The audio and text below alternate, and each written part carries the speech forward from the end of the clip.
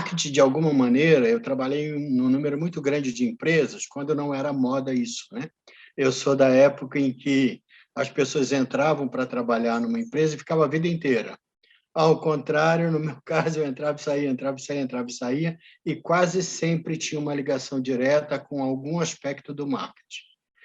Talvez a ligação mais poderosa, mais persistente, mais firme tenha sido com a venda. A venda é uma das funções do marketing, né? Muitas pessoas dizem que talvez seja a mais importante. Na verdade, todas são importantes, né? Porque o marketing ele engloba um negócio, um empreendimento, um projeto como um todo, né? O Peter Drucker, que é o grande guru do marketing, né? Ele costumava dizer que nas empresas só existem duas funções: inovação e marketing.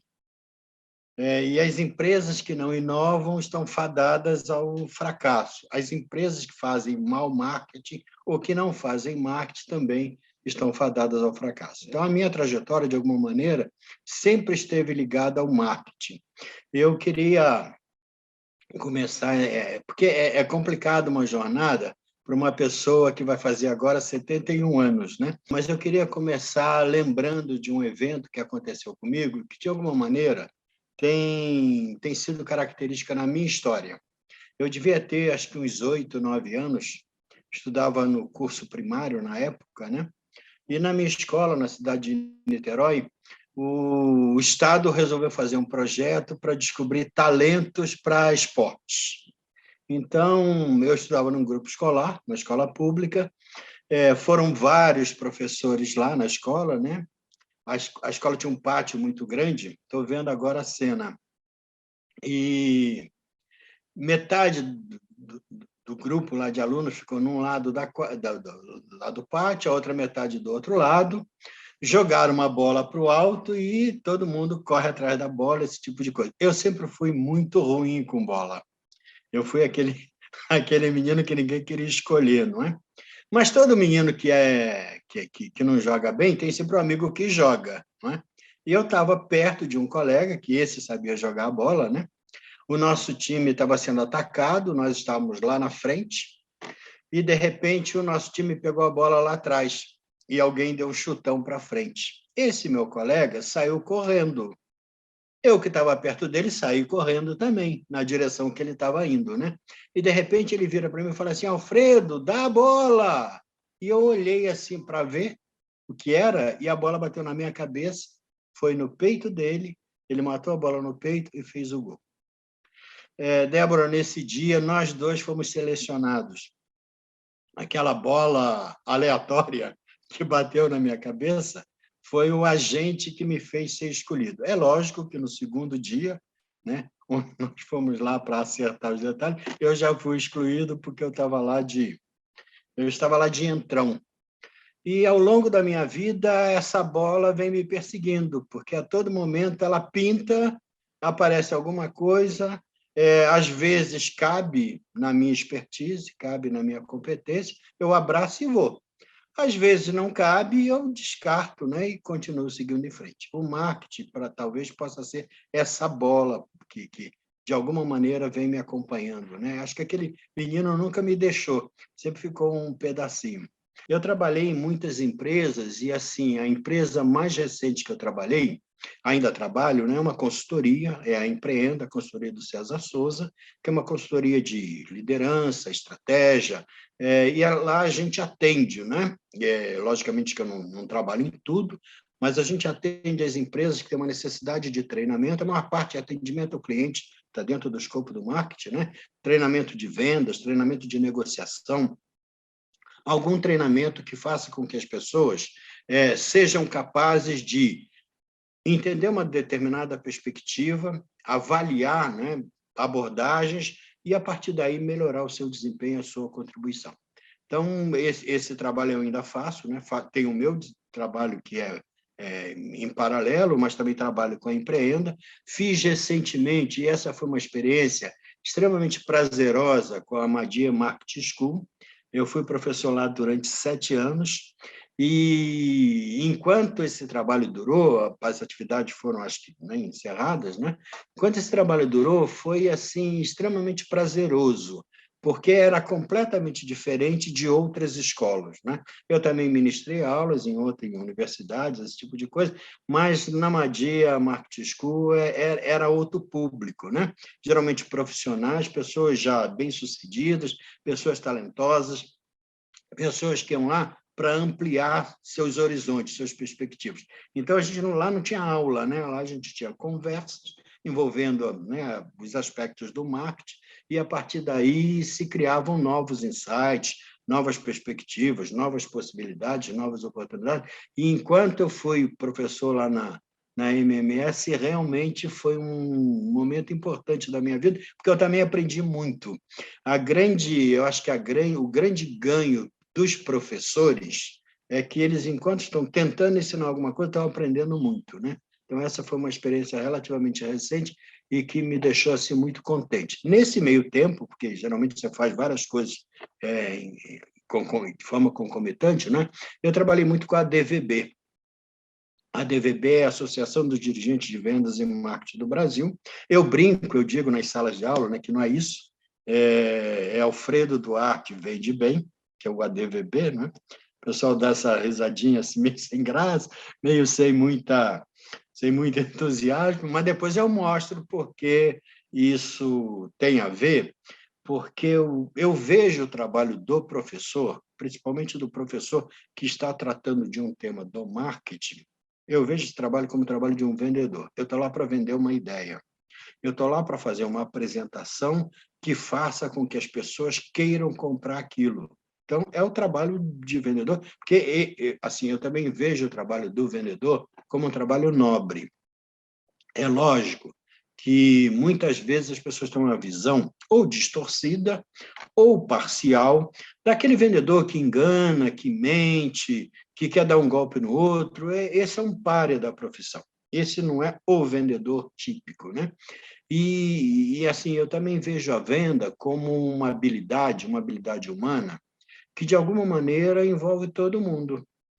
Um político precisa vender um projeto para a sociedade. E se ele não é capaz de fazer isso, a sociedade não abraça aquilo como uma causa e provavelmente a coisa vai desandar. Não é? Qualquer outro profissional, né? Precisa vender um projeto, precisa vender uma ideia, precisa vender um propósito, precisa vender algo para alguém comprar, e entre esse algo, né? Às vezes é um produto, às vezes é um serviço, aí é um negócio. Né? Mas a venda é uma coisa muito mais ampla. A venda, para mim, é interação e influência, assim que eu defino. Também defino atendimento ao cliente. De que maneira? Interação e influência. A comunicação, que é a sua praia, interação e influência. A liderança, que é vital, não é? Interação e influência. Então, o escopo dessa atividade é muito mais amplo do que aparentemente as pessoas pensam. Eu, há pouco tempo, estava ouvindo na Globo o Galvão Bueno se apresentando como vendedor de ilusão. Eu fiquei muito contente com a primeira parte do que ele falou, porque na hora que ele se assume como vendedor, ele é um profissional super vitorioso, né? É bacana que ele se veja assim, como vendedor de alguma coisa, porque ele está valorizando a atividade do vendedor, que tem que ser valorizada mesmo.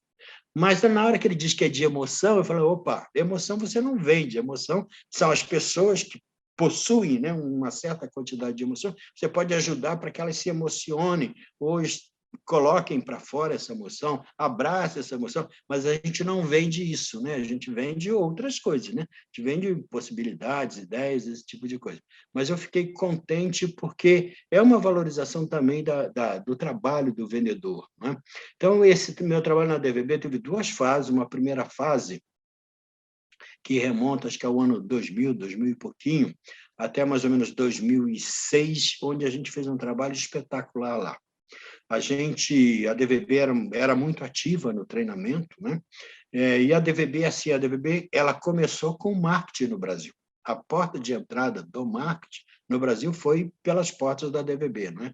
Ou pelo menos pelas janelas da DVB.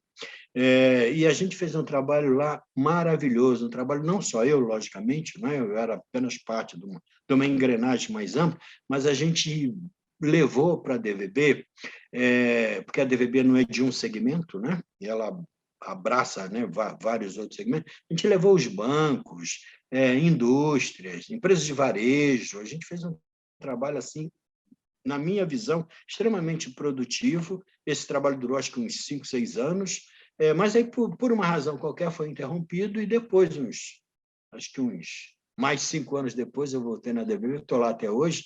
A gente, com a pandemia, parou um pouquinho, né? E nessa segunda fase, eu assumi a vice-presidência de cursos, né?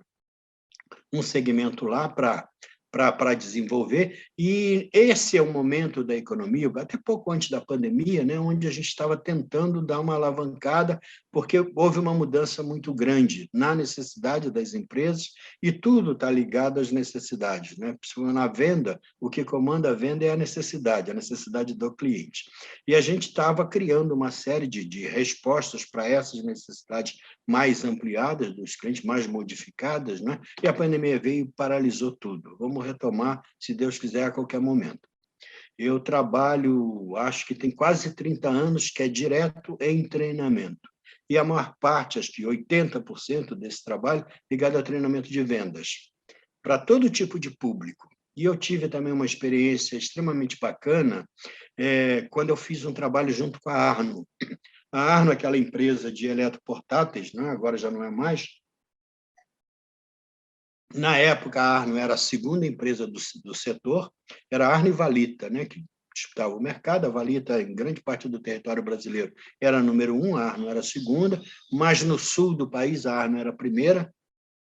E a Arno tinha, dentro da abordagem de marketing dela, ela oferecia aos clientes treinamento, porque o varejo sempre foi muito receptivo a treinamento quando alguém pagava para ele, né?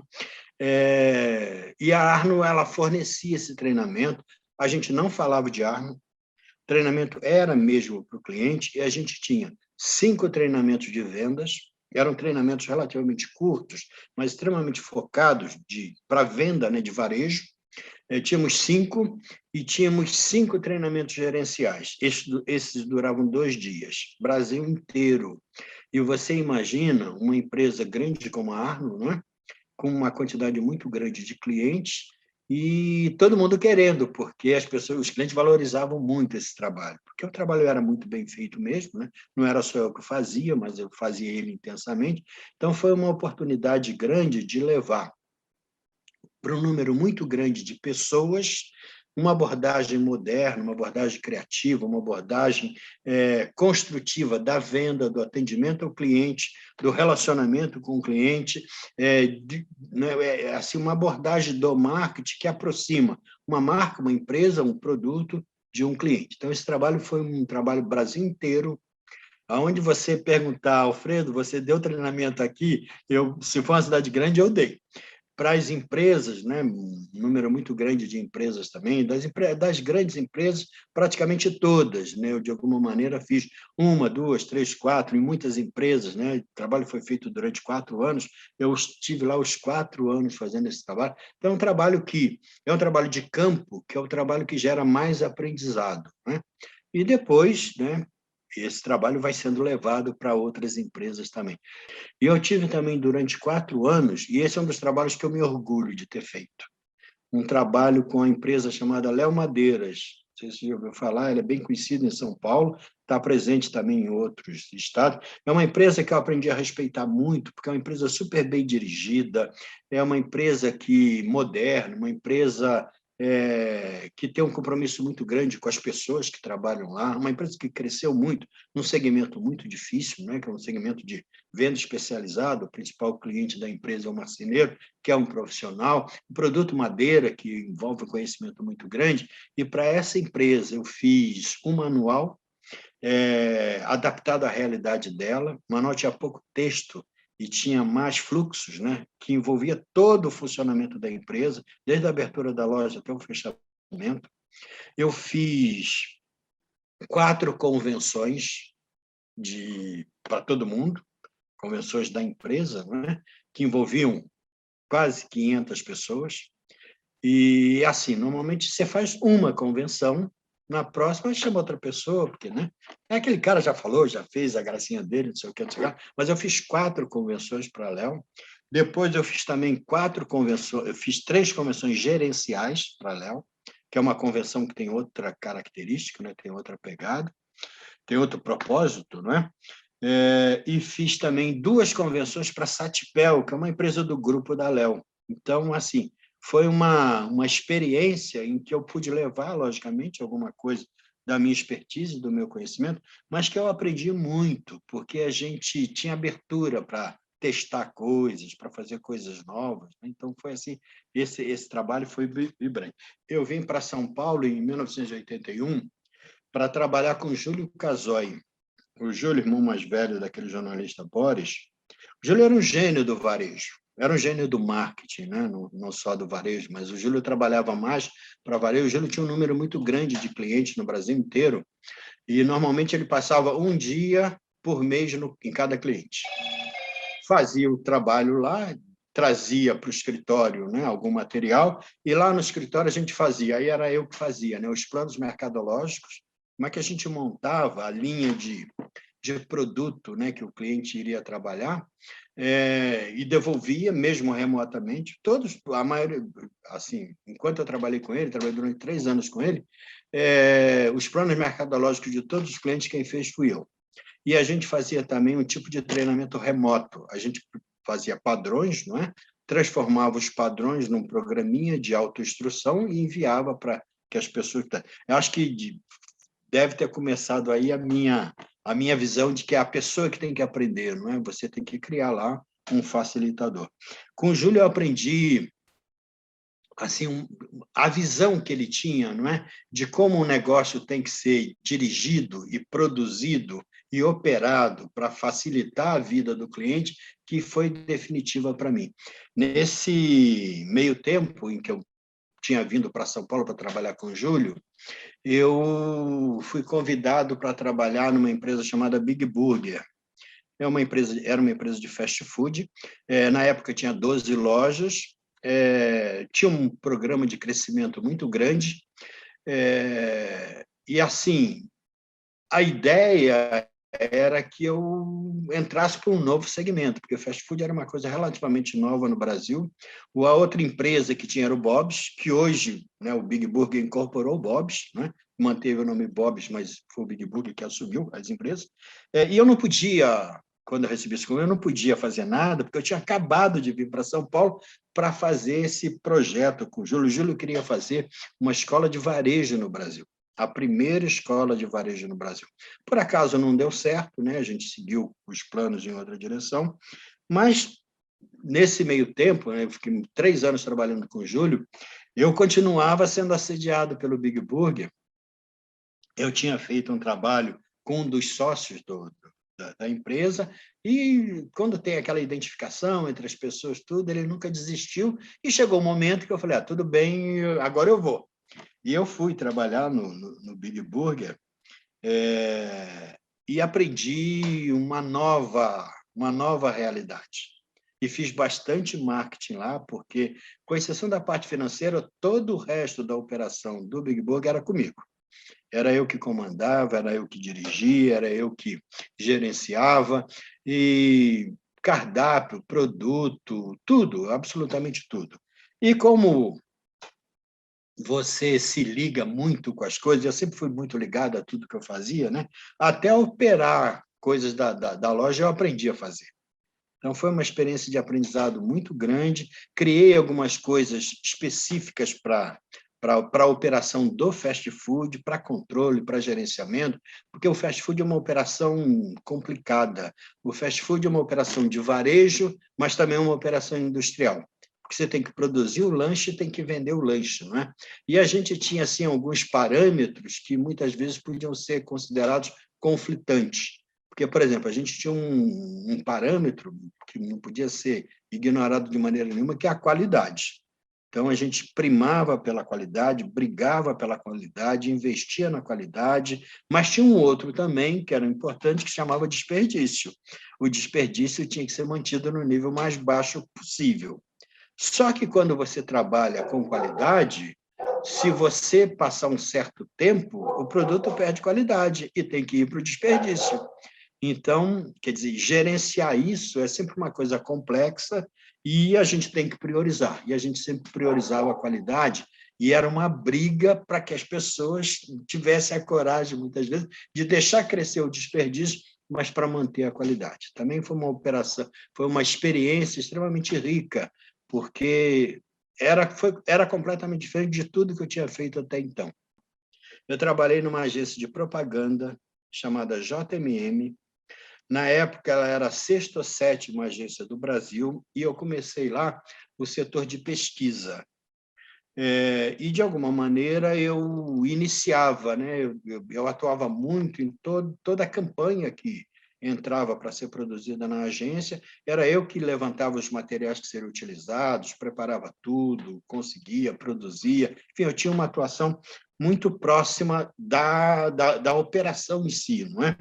E essa foi a minha primeira experiência muito ligada ao marketing, porque propaganda, e aí a minha visão, eu posso estar enganado, mas propaganda é um tipo de venda, é um tipo de venda impessoal, não é? Um tipo de venda em que você, de alguma maneira, faz com que as pessoas resolvam fazer determinada escolha a partir de uma comunicação, de uma informação que foi dada. Então, a propaganda, para mim, é venda. E eu, como não tinha muita experiência ainda nisso, eu corri atrás e comecei a ler tudo que eu podia sobre propaganda e sobre venda também. Eu li um livro de um treinador americano chamado Frank Bettinger, que já deve ter 200 anos de vida, porque esse livro dele deve ter sido escrito há uns 90 anos atrás. E continua moderno como algo que alguém queira escrever recentemente. Vou te contar por quê. O livro que ele escreveu chamava Do Fracasso ao Sucesso na Arte de Vender. Ele contava a história da vida dele, como é que ele começou tentando vender e dando cabeçada, levando muito não e muita porta fechada. Ele era corretor de seguros. A corretagem de seguros nos Estados Unidos é muito desenvolvida, mas a corretagem é muito competitiva, não é? A pessoa, para ter sucesso, tem que ser bom de verdade, não é? E ele, nesse livro, e eu estou falando isso de memória, nesse livro tinha um capítulo que era uma venda de $250 mil em 15 minutos. Esse era o capítulo. E eu li aquele capítulo e fiquei apaixonado, porque neste capítulo, a história que ele conta é uma história de venda consultiva. E a venda consultiva é alguma coisa que surgiu há muito tempo depois, né? Ou há pouco tempo atrás, mas nesse livro ele cria uma situação em que o cliente pergunta para ele: senhor Frank, para quem o senhor trabalha? E ele diz: eu trabalho para o senhor. É o que ele diz para o cliente. Ele tinha lá, ele não apresentou uma proposta, não apresentou um produto, não apresentou um preço, ele simplesmente mostrou para o cliente que o cliente precisava era o que ele tinha lá para entregar e respondeu dessa maneira. Essa abordagem de que tudo para o cliente de forma construtiva, de forma ética, de forma positiva, que fez a minha visão da venda e que me fez respeitar esse trabalho criativo que os vendedores precisam fazer. Tem uma frase que, de vez em quando, surge a oportunidade de falar, a frase é de um consultor americano chamado Arthur Motley, e a frase é: nada acontece até que alguém venda algo. E se você parar para pensar, você pensa agora a gente está vivendo essa coisa da vacinação. É meio incompreensível, porque numa pandemia, tudo bem que a vacina possa ter sido desenvolvida num tempo muito curto, ainda não deu para se fazer todos os testes, não se tem toda a certeza do mundo, mas as pessoas têm que se vacinar, porque de alguma maneira elas vão estar protegidas, não é? E esse é um trabalho de venda. Você tem que vender para as pessoas que a vacina é uma coisa boa. E, logicamente, que tem muita coisa bem feita, mas ainda tem muita resistência. Aqui no Brasil, onde o brasileiro ele é mais de pegar as coisas e abraçar e ir. A gente vê, por exemplo, nos Estados Unidos, tem uma parte enorme da população que resiste à vacina, na Europa também tem. Tudo bem, são outras culturas, outras mentalidades, outras experiências de vida que talvez possam dar às pessoas essa perspectiva de que tem que tomar cuidado com vacina, mas não numa pandemia, não num momento em que ou você faz o que precisa fazer ou corre um risco muito grande. Mas esse é um trabalho de venda, esse é um trabalho, é uma coisa que tem que ser vendida. E por isso que, para mim, a venda tem esse escopo, né? Muito mais amplo, muito mais completo, muito mais eficaz para fazer com que as pessoas façam boas escolhas. Eu defino, por exemplo, o que é o trabalho do vendedor. O trabalho do vendedor é ajudar uma pessoa a tomar uma decisão que precisa tomar. O vendedor não pode fazer nada além disso. O vendedor que ultrapassa essa fronteira pode estar até incorrendo num trabalho mal feito, mas o vendedor que se esforça para ajudar um cliente a tomar a decisão que ele está precisando tomar, essa pessoa, esse profissional, faz um trabalho extremamente útil, extremamente relevante. Eu trabalhei também muito tempo para a CNDL. A CNDL é a Confederação dos Dirigentes Lojistas, e ela fazia um trabalho, a gente tinha um órgão técnico chamado CEDEL, Centro de Desenvolvimento Logista. A gente fazia um trabalho com os varejistas, não é?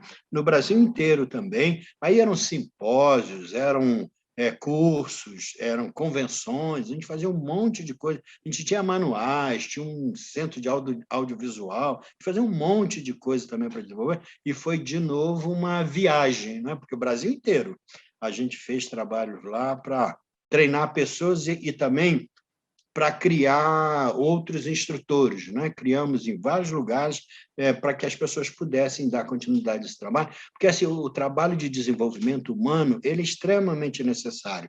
A Fórmula 1, quando começou, as pessoas trocavam o pneu em 30 segundos.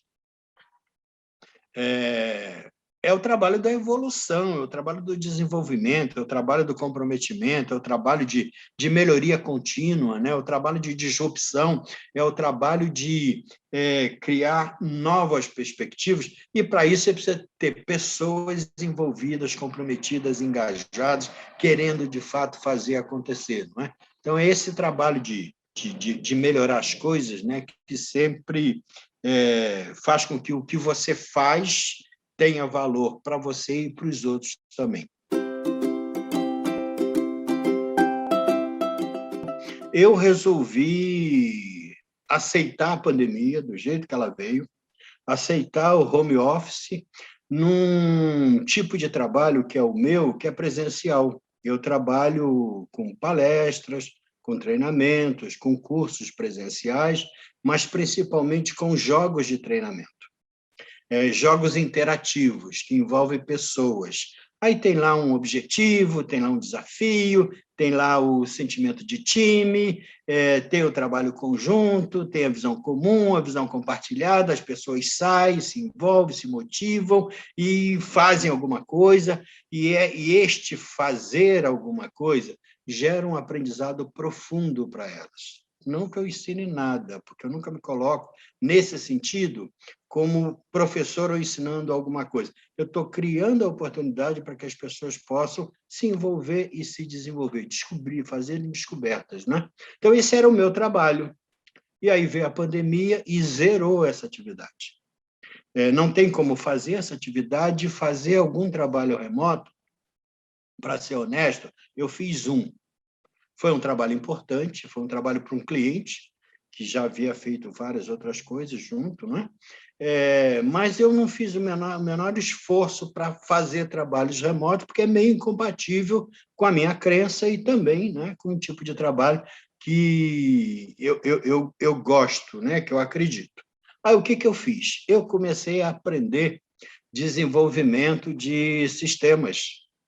Aí eu aprendi primeiro um tal de App Inventor, que é uma brincadeira, são bloquinhos do MIT, que foi do Google, agora é do MIT, e é um negócio super bacana, super criativo, e eu criei o meu primeiro aplicativo.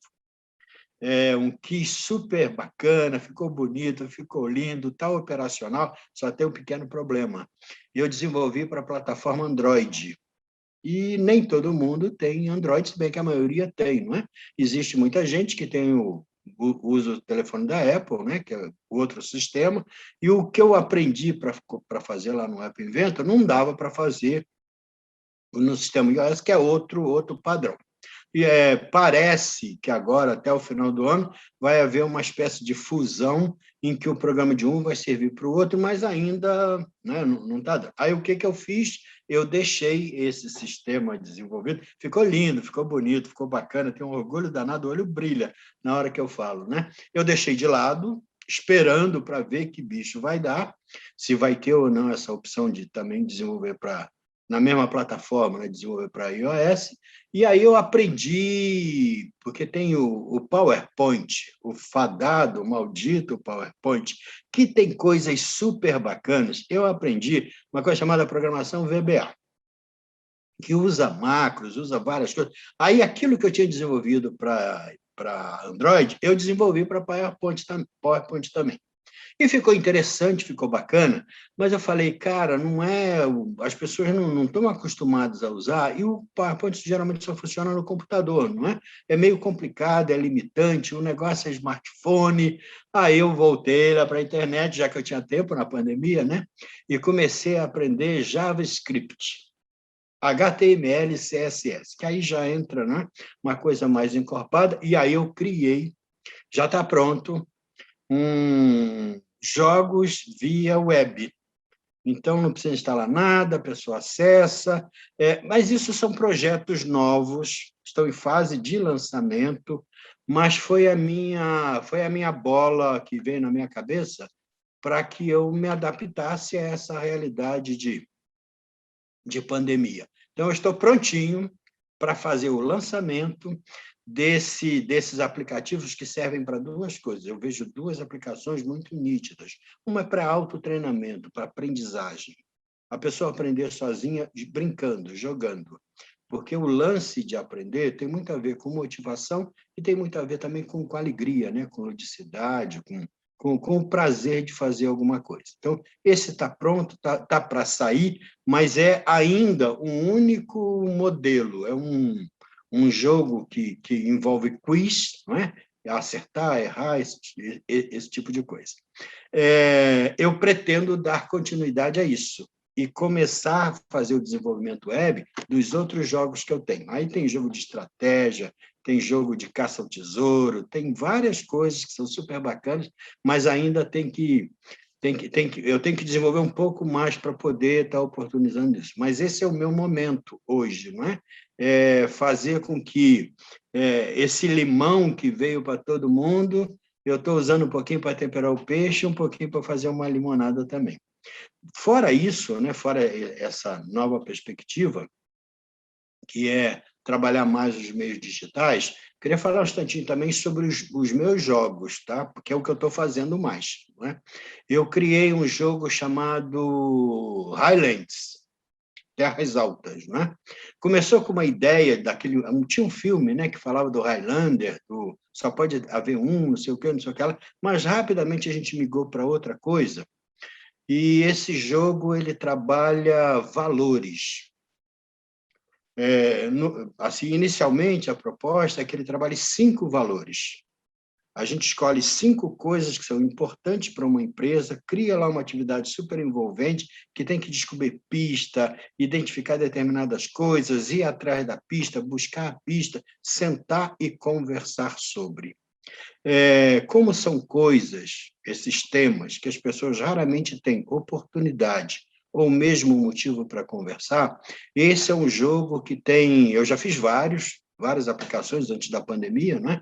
Esse jogo tem a oportunidade de ser uma contribuição real para que as pessoas parem um instantinho, saiam da roda viva, que envolve todo mundo, né? Tá nesse fluxo, né, de correria, tudo, e parem para conversar sobre as coisas que são importantes de verdade. Então, esse é o jogo que está aí Tá na pista. Aqui você está vendo lá atrás na parede, né?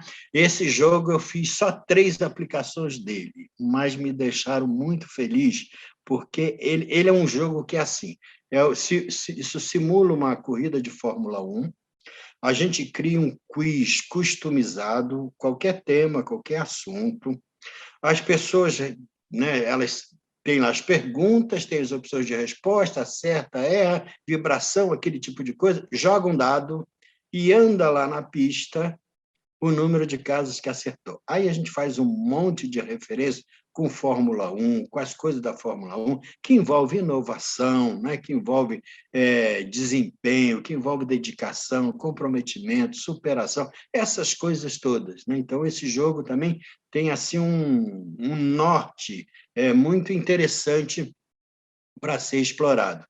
E eu também criei, há pouco tempo, Débora, um jogo de estratégia chamado Jackpot.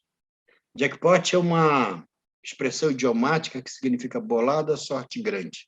Nos cassinos, parece que é o maior prêmio das máquinas caça-níqueis, mas não tem nada a ver com o jogo. O jogo é um jogo em que simula situações de empresa, as pessoas precisam fazer apostas, tomar decisões, e, entendendo a mecânica do jogo, elas podem ganhar ou perder, mas ganhar ou perder é só a realidade do jogo, porque o que interessa é o que acontece enquanto se joga. Esse que é o verdadeiro aprendizado. A gente trabalha diversas variáveis, né? E as pessoas depois fazem um debrief para entender por que jogaram do jeito que jogaram, por que atingiram o resultado que atingiram, por que deixaram de fazer alguma coisa.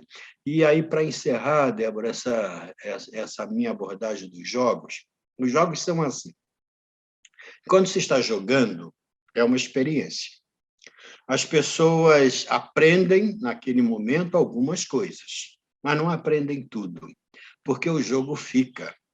E, depois de algum tempo, a pessoa se lembra da situação, se lembra da experiência e, muitas vezes, reforça de 2 maneiras. Puxa vida, que legal, aquela hora, aquele momento, aquela situação, eu realmente fiz tal coisa e foi muito bom. Ou então a pessoa se reforça assim, puxa vida, eu devia ter feito de outra maneira. E isso é que gera esse aprendizado ampliado que só os jogos podem fazer. Eu vejo com uma visão relativamente ampla, porque é assim, o marketing é extremamente necessário, foi necessário no passado. A gente tem até o Francisco Madia, né, o nosso mestre do marketing, ele costuma dizer que o começo foi em 1954, quando o Peter Drucker trouxe lá o livro, né, Administração de Empresa, Práticas de Administração de Empresas, mas o marketing sempre existiu, né? Desde que o mundo é mundo, as pessoas, de alguma maneira, fazem coisas que envolvem promoção, posicionamento, precificação, troca, satisfação de necessidades, e tudo isso está dentro do escopo do marketing. O marketing sempre existiu, ele foi organizado, não é? A gente criou parâmetros para que ele pudesse ser estudado e melhor praticado. Hoje em dia, o marketing continua extremamente necessário, mais sofisticado. Agora a gente tem marketing digital, né? A gente tem outra abordagem do marketing, e é onde, e aí é minha visão, Débora, se cometem mais erros hoje.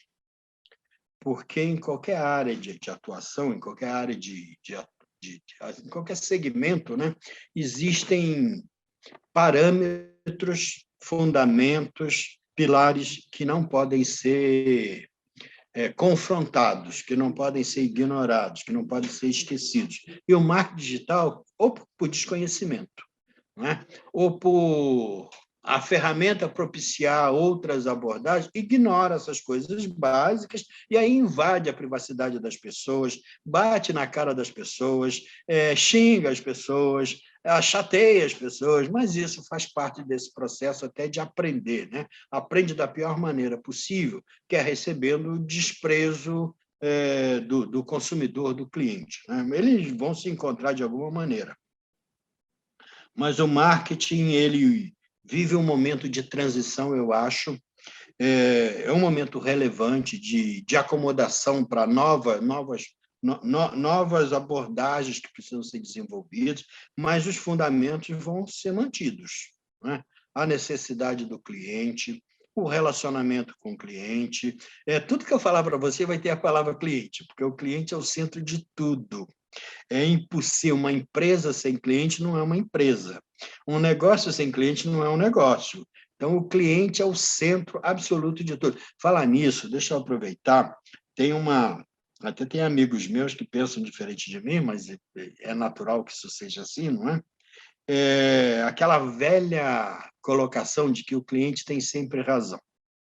E tem gente que diz, olha, sempre tem razão, eu sou desse, eu acho que o cliente sempre tem razão, enquanto é cliente. Porque quando a pessoa exagera, extrapola e quer coisas que não fazem parte do negócio, da perspectiva de satisfação de uma necessidade, aí já não é mais cliente, então já perdeu a razão. Mas enquanto ele é cliente, não dá para você brigar com o cliente, né?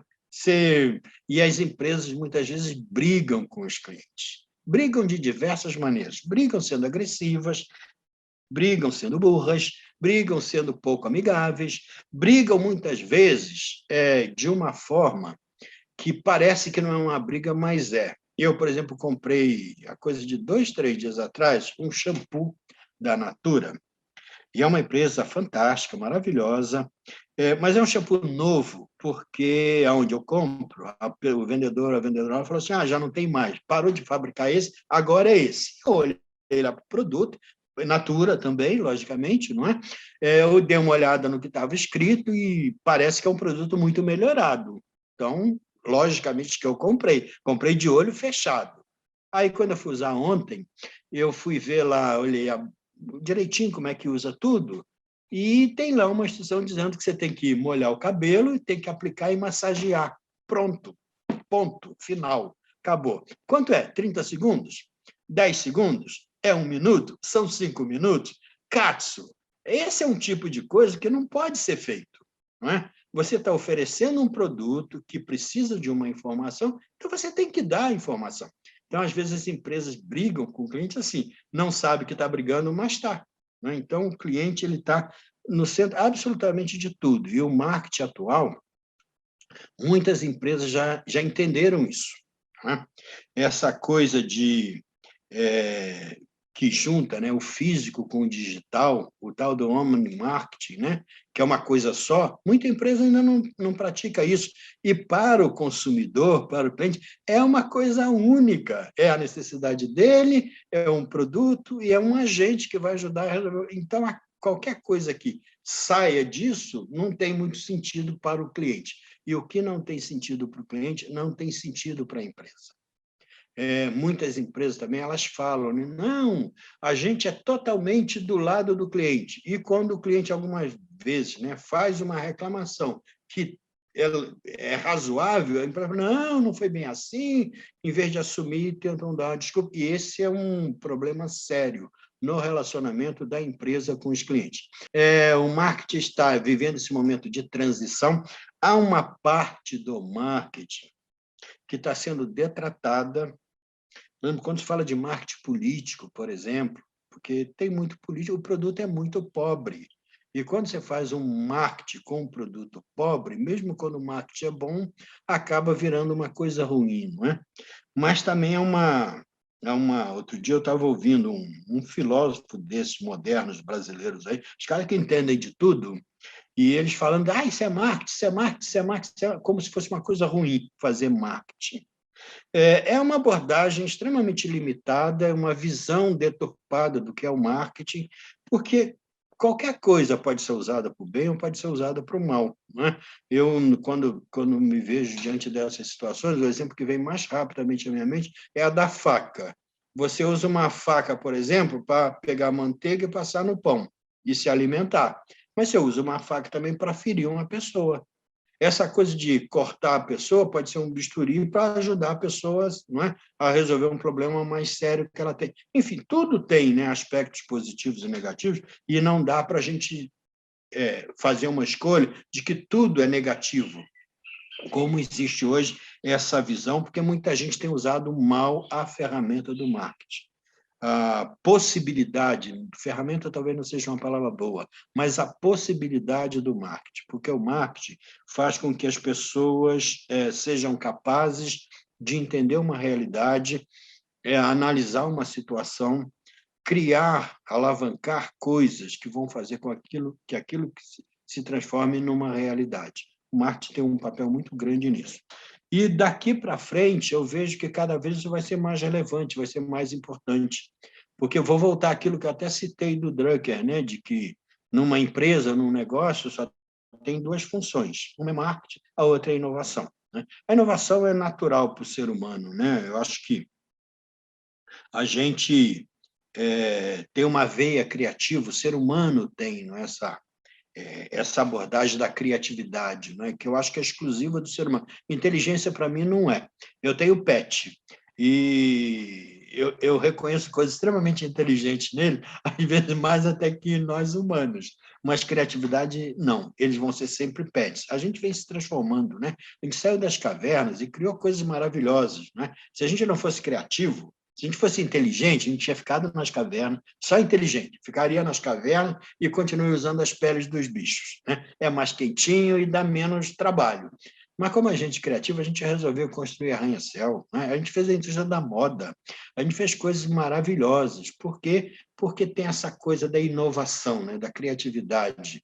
E, como disse o Drucker, é marketing e inovação. Então, a gente vai ter marketing para sempre, um marketing cada vez mais responsável, um marketing cada vez mais necessário, um marketing cada vez mais vinculado às necessidades dos clientes, estudando melhor isso, entendendo melhor isso. Nesse esforço de entender o cliente, a gente faz muita besteira, a gente comete muita coisa, faz muita coisa errada. Mas se você tiver a disposição de aprender com o erro, não é? Cada vez você vai errar menos. Eu acho que uma entidade como a Abramark, ela é fundamental, porque ela, de alguma maneira, ela reúne as pessoas que têm mais compromisso com fazer bem feito alguma coisa que precisa ser feita. E o marketing, ele precisa muito disso. Como o marketing é muito amplo, envolve muita coisa, fica muito fácil para pessoas que são aventureiras abraçarem causas do marketing e deturparem a realidade. Então, precisa de um assim, não é um órgão centralizador, mas precisa de um curador.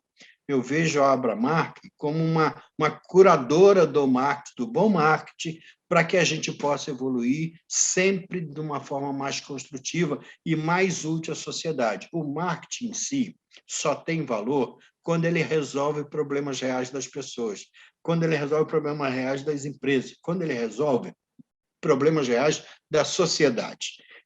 Nada é importante porque é bonitinho, porque é certinho, porque é criativo, porque é isso e porque é aquilo. As pessoas e coisas, né, são importantes porque são relevantes. Elas são importantes porque resolvem aspectos reais da realidade das pessoas.